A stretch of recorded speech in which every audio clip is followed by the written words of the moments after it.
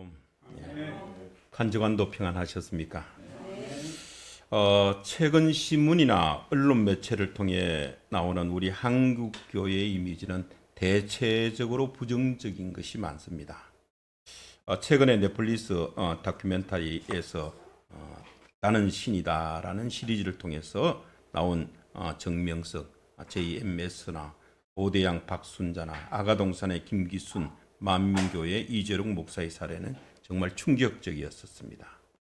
우리 기독교에서는 이들을 이단이라 하지만은 세상 사람들은 이단 교회와 건전한 교회를 구별하여 말하지 않습니다. 이런 이단들뿐만 아니라 정식 교단에서 안수받은 목사들의 비리와 교회의 부도덕한 행태에 대해서 종종 뉴스거리가 되곤 합니다. 그래서 요즘 인기가 있는 MS 마이크로소프트사의 AI 챗봇 빙에게 이렇게 한번 물어봤습니다. 최근 한국 교회의 이미지는 어떠한가? 이런 질문을 해보니까 빙은 이렇게 대답을 합니다. 맵에 있는 검색 결과에 따르면 한국 기독교는 역사적으로 민족운동과 독립운동에 앞장서고 교육과 의료, 봉사, 구제 등 사회적 공헌을 많이 한 종교로 평가받았습니다. 하지만 최근에는 코로나19 확산과 관련된 무분별한 행동이나 종교계의 부정부패, 정치적 개입 등으로 인해서 국민들 사이에 부정적 이미지가 강해진 것으로 조사되었습니다. 특히 개신교인들에 대해서는 거리를 두고 싶은 이중적인 사기꾼과 같은 부정적인 인식이 불교나 가톨릭인보다 더 많았습니다라고 답을 했었습니다. 그래서 내친 김에 한국 교회의 문제점은 무엇이고 우선적으로 해결해야 될 과제가 무엇인가도 물어보았습니다. 빙은 이렇게 대답을 했습니다. 한국 교회의 문제점으로 첫째는 교회가 기독교의 전통과 가치를 잃어버리고 세상의 흐름과 유행에 따라 변화하는 세속화와 물질적인 성공과 복을 추구하는 물질주의를 들었습니다. 이로 인해서 교회의 거룩성이 훼손되고 복음 전파의 본질이 희석되고 있다라고 말하고 있습니다.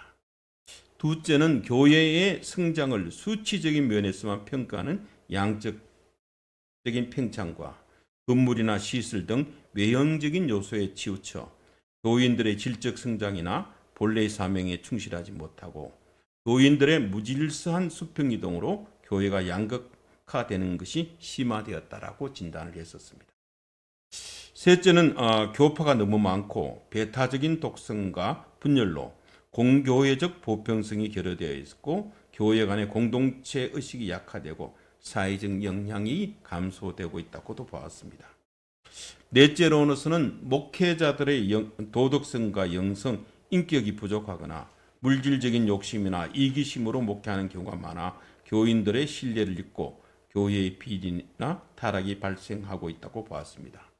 마지막으로 각 개별 교회가 자기만의 이익을 추구하고 다른 교회와 소통하거나 협력하지 않는 교회 수위와 세습 현상을 지적했습니다. 목회직 세습으로 인해서 교회가 분열되고 권력 집중이나 부조리가 발생되고 있다고 봤습니다. 이러한 문제들은 한국 교회가 복음 전파와 사랑의 실천에서 멀어지게 하고 세상의 예언자적인 선교적인 교회의 역할을 하지 못하고 현상유지적인 교회나 박물관 교회로 전락하고 있다고 보았습니다. AI지만 상당히 정확한 지적을 하고 있는 것 같습니다. 그래서 해결책도 물어봤더니 이제 한국 교회는 봉사와 구제보다 예수 그리스도의 영성과 윤리를 실천하고 증거하는 교회가 되어야 한다라고 진단했습니다. 그리고 한국 교회는 하나님 안에서 하나라는 교회성을 회복하고 교회 간의 일치와 연대를 위해서 노력해야 하고 지역사회와 연대하고 고통받는 이웃의 탄식에 응답하는 교회가 되어야 한다고 말하고 있습니다.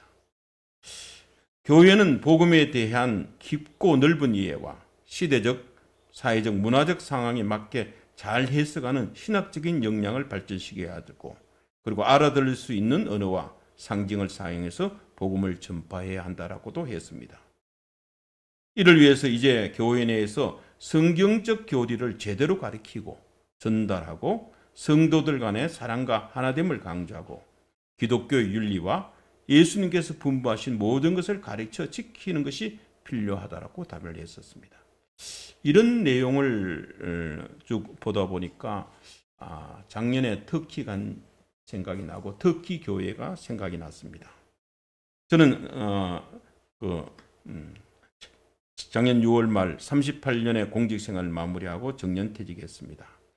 퇴직 후에 여러 곳도 가보고 그간의 시간이 없어 가보지 못한 여러 곳을 여행했습니다.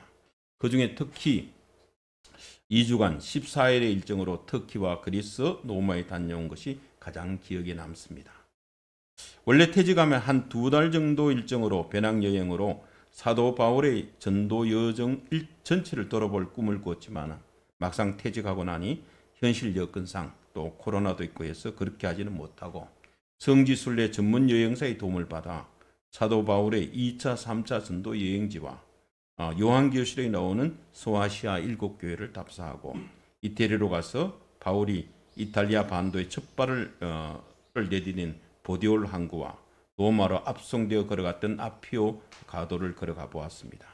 그리고 마지막 로마에 가서 사도 바울이 참수형을 당했다는 사도 바울 김영교회와 바티칸의 성베드로 성당도 돌아봤습니다. 이런 바울의 여정을 따라서 여행하는 도중에 내내 몇 가지 생각이 들었습니다.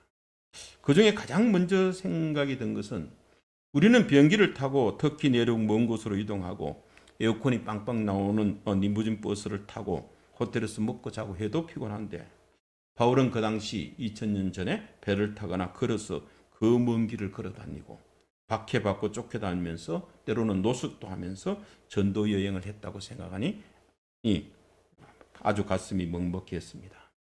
그리고 두 번째 든 생각은 사도 바울이 그토록 고생하고 노력하여 복음을 전하고 전도한 지역이 지금은 기독교인들은 찾아볼 수도 없고 교회는 매우 모두 폐허가 되어버렸는지 하는 생각이었습니다. 왜 그렇게 되었을까요? 왜 기독교 국가인 동로마 제국 콘스탄티노플이 이슬람 제국인 오스만 터키에게 무너졌을까? 이 땅을 향한 하나님의 뜻과 섭리는 무엇일까 하는 생각이 터키를 여행하면서 내내 머리를 떠나지 않았습니다. 터키 지역은 지금 완전히 이슬람화되어 교회는 거의 대부분이 파괴되었거나 오랜 시간 땅에 묻혀 폐허가 되었다가 이제 최근에 들어서 미국이나 유럽의 대학이나 박물관의 도움으로 복구되고 있는 상황입니다. 이 초기 기독교 유적을 발굴하거나 비잔틴 시대 중세 기독교 유적을 복원하는 차원이 아니라 유적지 발굴을 통한 관광 사업을 하려는 느낌을 많이 받았습니다. 터키는 지금 전체 인구의 99%가 이슬람입니다. 터키는 정교 분리의 세속 정치를 취하고 있기 때문에 이슬람교가 국교는 아니지만 전 국민이 이슬람교도이고 모든 생활과 문화가 이슬람화되어 있습니다. 그러다가 국경을 넘어 그리스로 오니 모든 것이 기독교적이었습니다.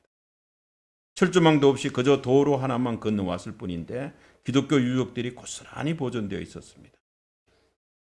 오히려 이콘이라든지 이런 성화로 도배되고 화려했습니다. 그러나 여기에서도 성령께서 왕성하게 역사하신다는 느낌을 받기는 어려웠습니다. 그리스는 기독교이지만 그리스 신화와 미신적인 요소가 함께 섞여서 판을 치고 있었습니다. 인구 1300만 명 가운데 그리스 정교가 한 98%로 완전히 그리스 정교가 인 나라입니다. 그러나 그리스 국민들은 조상이 남겨진 유적과 유물로 관광 수입을 올리며 종교는 세속화되어 1년에 한두 번 종교 행사에 의례적으로 참석할 뿐이라고 합니다. 기독교 유적지는 완전히 관광 수입을 올리는 장소로 변질되어 버린 느낌이었습니다. 이탈리아도 마찬가지죠. 여기도 가톨릭이 86%나 차지하는 가톨릭 국가인데 세속화되어 있기는 마찬가지였습니다. 로마 가톨릭의 본산인 바티칸 시티는 종교적인 엄숙함을 찾아보기는 어렵고 완전히 관광지였습니다. 이 바티칸이 종교사업 단체같이 보였었습니다. 하나님의 복음이 변질되어 버렸던 느낌을 받아 명분이 성지순례라고 하는 그 여행 내내 답답함을 느꼈습니다. 우리 한국 교회도 한때 교회의 대형화가 유행하더니 이제 코로나 팬데믹이 지나면서 유럽처럼 이렇게 박물관화된 교회라는 좋지 못한 소리가 들려오고 있습니다. 그럼 우리 한국 교회가 터키나 그리스, 이탈리아에 있는 교회처럼 폐허가 되어버리고 박제가 되어버리지 않고 살아 역사하는 교회, 힘 있는 교회, 능력 있는 교회가 되면 그 위해서는 어떻게 해야 하는가 하는 생각이 들었습니다. 그것은 예수님이 원하시는 교회, 예수님의 구상, 설계도대로 세워지는 교회 공동체가 되어야 한다고 생각이 되었습니다. 교회는 역사적으로 보면 사도행전 2장, 지난주에 김영배 목사님이 설교하셨지만 오순절 성령 강림을 통해서 교회가 시작이 되었습니다만은 그 기초는, 교회가 세워지기 전 기초는 오늘 읽은 본문 사도행전 1장 3절에서 11절에 나오는 예수님의 말씀과 행정을 통해서 설계되고 세워졌습니다. 그러면 교회가 세우기 전에 예수님의 구상이 무엇인지를 오늘 본문을 통해서 우리가 살펴볼 수가 있습니다. 우리는 일반적으로 새로 교회를 개척하고 세울 때 설립 이유, 설립 목적이나 미션과 비전을 작성합니다. 교회의 미션이 설립의 이유라면 비전은 미래의 구체적인 모습을 말합니다. 이런 교회의 비전과 미션은 건물을 건축하는 설계도와 마찬가지입니다. 설계도대로 건물이 잘 지어져야 튼튼한 건물이 될 수가 있는 것이죠. 이 설계도가 분명하고 구체적이어야 건물이 바로 섭니다. 그러면 예수님이 원하시는 교회의 모습, 예수님이 바라는 미래 교회, 즉 오늘날 우리 교회의 구체적인 모습은 어떤 모습이 되어야 할까요? 교회다운 교회란 어떤 교회를 말하는지, 예수님의 교회 설계도는 무엇인지 오늘 읽은 본문을 통해서 우리가 살펴보고 우리 아름다운 교회, 아름다운 서인교회에서도 이런 예수님이 원하는 교회가 되기를 바랍니다. 첫 번째 예수님이 원하는 교회는 3절에 나와 있습니다. 복음이 살아있고 증거되는 교회입니다. 3절을 보면 그가 고난받으신 후에 또한 그들에게 확실한 많은 증거로 친히 살아계심을 나타내사 40일 동안 그들에게 보이시며 하나님 나라의 일을 말씀하시니라 라고 기록되어 있습니다. 예수님께서는 십자가 순환 후 부활하시고 성천하시기까지 40일간의 행적을 요약한 말씀입니다. 예수님께서 먼저 고난과 죽음을 당하신 후 부활하신 모습을 친히 제자들에게 보여주시고 40일간 지상에 계시면서 제자들과 함께 교제하며 그들을 가르치시고 하나님 나라의 일을 말씀했다고 합니다. 제자들은 오순절에 강림하실 성령을 받기 앞서 그들에게 장차 임할 하나님 나라와 구체적인 사역에 대해서 집중적인 성경 공부를 예수님한테 배웠던 것입니다.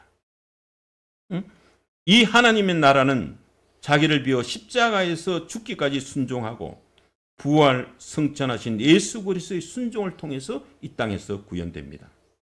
이 하나님의 나라는 이미 구약 성경에서 선지자들을 통해서 예언되었고 예수 그리스도의 성육신으로 구체적으로 이 땅에 도래했으며 예수님의 재림으로 온전히 완성되는 세상, 그 나라를 말하고 있습니다.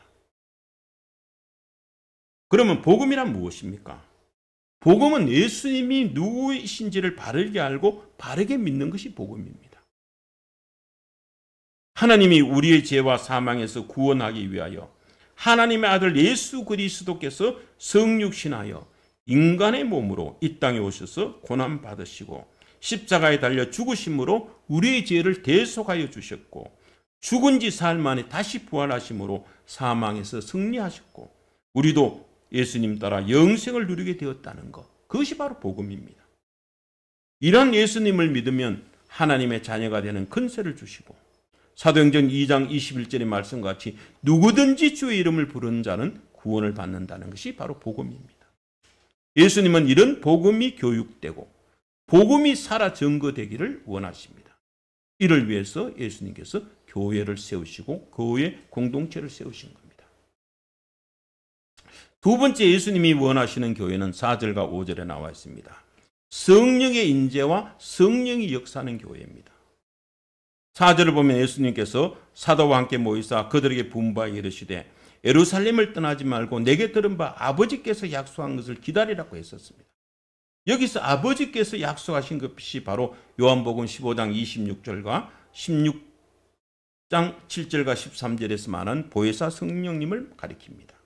이 보혜사 성령님은 예수님을 증언하고 예수님이 행하신 일과 예수님이 하신 말씀을 생각나게 하고 그것을 올바르게 가르쳐주는 선생이시며 예수님의 말씀을 바르게 해석하도록 도와주시는 분입니다.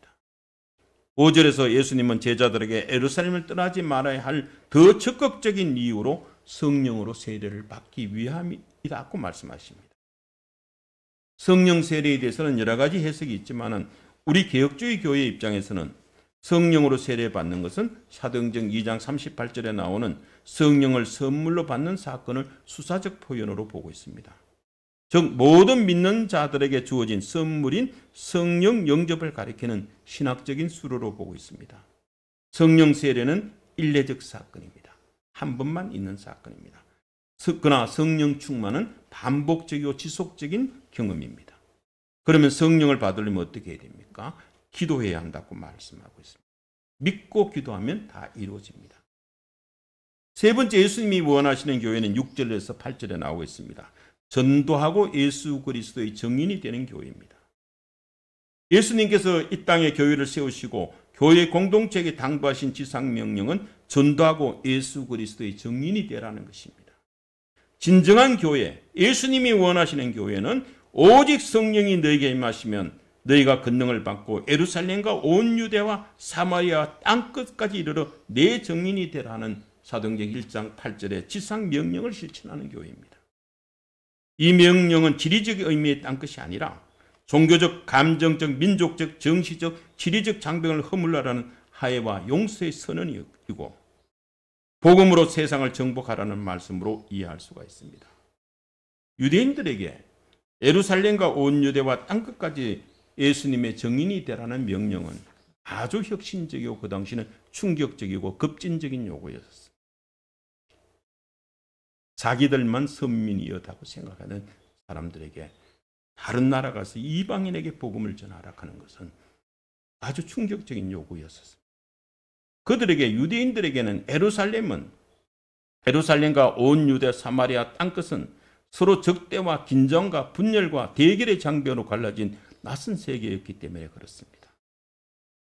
사도행전 1장 8절은 좁은 의미의 해배 선교가 아니라 총체적인 하나님 나라 운동의 근거 말씀이자 반드시 수행해야 될 지상 명령이기 때문입니다. 이런 복음이 선포될 때 성령님께서 역사하십니다. 네 번째 마지막으로는 9절부터 11절에 나오는 예수님의 재림을 기다리는 교회입니다. 9절에서 11절에서 전도 명령을 내리신 후에 성천하시는 예수님을 보여주십니다. 이로써 예수님은 성육신 하신 후 하나님께서 자신에게 명령하신 모든 소명인 구속 사역을 완전히 마친 후에 영광된 몸으로 다시 하늘 보좌에 올라가셨습니다. 그리고 예수님은 이제 심판주로 재림주로 다시 이 땅에 오실 때까지 하늘 보좌에서 우리를 위해서 계속 중보하고 계십니다.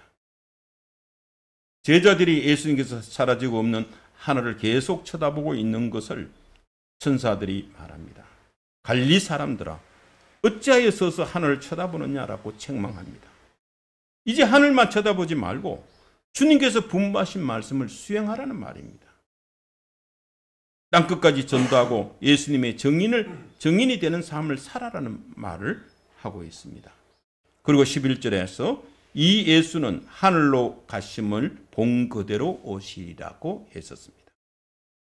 예수님께서 성천하는 방식은 육체를 입은 몸으로 구름과 함께 영광 가운데 모든 사람이 보는 가운데 하늘로 올라가셨습니다. 따라서 같은 방법으로 오신다는 말은 이제 아기 예수의 모습이 아니라 육체를 입은 몸으로 성인의 몸으로 큰 영광 가운데 모든 사람이 볼 수 있는 가운데 가시적으로 재림하신다는 말씀입니다. 우리는 지금 구속사적으로 보면 예수님의 초림과 성천 그리고 예수님의 재림 사이에 있는 가도기에 살고 있습니다. 종말론적 시기에 살고 있다는 말씀입니다. 이 가도기 시대에 살고 있는 우리 성도들과 교회 공동체의 지상 과제는 성령님의 능력으로 예수 그리스도의 복음을 땅끝까지 전파하고 예수님의 증인이 되는 삶을 사는 것입니다. 이것이 바로 교회의 존재 이유입니다. 잘 아시다시피 서기 313년에 콘스탄티누스 대제가 기독교를 공인하고 326년에 로마 제국의 국교로 선포되면서 교회는 세속화의 길을 걷기 시작했습니다. 태어날 때부터 기독교인이 되고 전 국민이 기독교인이 되다 보니 이제 전도할 필요는 없죠. 그리고 예수님의 증인이 되는 삶을 대수롭지 않게 여겨지게 됐습니다. 교회가 살아있는 세상에 근력이 되고 성직자들은 세속에 물들어 타락하기 시작했습니다. 예수님께서 교회를 세우시고 원하던 교회의 모습이 점차 사라지기 시작했습니다. 그러자 성령의 은사는 소멸되기 시작했고 너희가 예루살렘과 온 유대와 사마리아와 땅끝까지 이르러 내 증인이 되려는 예수님의 지상명령은 한갓 구호에 불과하게 되었습니다. 이 땅의 교회들은 세상 풍습을 따르고 그 땅의 미신과 신화와 혼합되어 예수님의 교회는 변질되고 말았습니다. 교황이나 주교의 말이 성경 말씀과 동등한 권위를 가지게 되고 일반 성도들은 성경 말씀을 읽고 공부할 수가 없게 되었습니다. 하나님의 영광이 피조물의 형상으로 바꾸어 버리게 됐고 그 영광을 사람이 가로채기도 했었습니다. 하나님의 이름으로 전쟁을 일으켜 자신들의 탐욕을 채우기도 했었습니다. 이런 인간들, 이런 세상에 대한 하나님의 진노는 로마서 1장 28절에서 나온 것이 하나님께서 그들을 그 상실한 마음대로 내버려 두사 합당하지 못한 일을 하게 하셨다 같이 하나님께서 내버려 두는 심판을 하신 겁니다. 그들은 내버려 두기 때문에 그들은 지옥으로 갈 수밖에 없게 되었습니다. 터키와 그리스 로마의 교회의 유적지를 탐방하면서 왜 교회가 폐허되었는지, 왜 종교개혁이 일어날 수밖에 없는지 어렴풋이 이해하게 되었습니다. 예수님께서 계획하시고 원하시는 교회의 모습은 복음이 살아있고 증거되는 교회의 공동체입니다. 성령님의 임재와 성령님의 역사하는 교회의 공동체입니다. 전도하고 예수 그리스도의 증인이 되는 교회 공동체입니다. 예수님의 재림을 기다리는 종말론적 신앙을 가진 교회 공동체입니다. 오늘날 우리 교회들이 문제가 많고 능력이 없는 것은 바로 예수님의 계획, 예수님의 설계대로 교회가 세워지지 않고 교회의 본질인 성령님이 부재하기 때문에 그렇습니다. 교회다운 교회는 초대교회 같이 성령님이 역사하시는 교회입니다. 그러면 어떻게 해야 성령께서 우리에게 임하시고 교회 공동체에 역사하실 겁니까? 그것은 구하고 기도해야 한다고 합니다. 오순절 성령 강림도 기도할 때 임했었습니다. 사도행전 1장 12절과 14절에 이어지는 성경을 보면 성도들은 예수님께서 약속하신 성령님이 오시기를 하시면서 기도했다고 합니다. 교회를 교회답게 만드는 것은 전도하고 복음이 선포되고 교회 공동체 이런 하나하나가 예수 그리스도의 삶, 예수 그리스도의 증인이 되는 삶을 사는 겁니다. 이런 교회가 되기 위해서 우리 모두 마음을 같이 하고 기도해야 됩니다. 마음을 다해서 기도해야 됩니다. 우리 마음이 바뀌도록 예수님이 나의 주인이 되도록 기도해야 됩니다. 내 뜻이 아니라 하나님의 뜻, 하나님의 나라가 임하도록 기도해야 됩니다. 사도행전의 저자 누가는 예수님이 성천 이후 설립된 예루살렘 초대교회의 형성 과정의 원동력과 그들이 강력한 권능을 가질 수 있다는 것이 그 원인이 바로 오직 기도임을 밝히고 있습니다. 한국교회도 이제 점점 유럽교회처럼 박물관화되고 박제화되고 있습니다. 교회가 기독교의 전통과 가치를 잃어버리고 세속화와 물질주의가 난무하고 양적 팽창과 외형에 치우친다면 우리도 터키나 유럽교회처럼 되지 않을 수 없습니다. 아찔한 생각이 듭니다.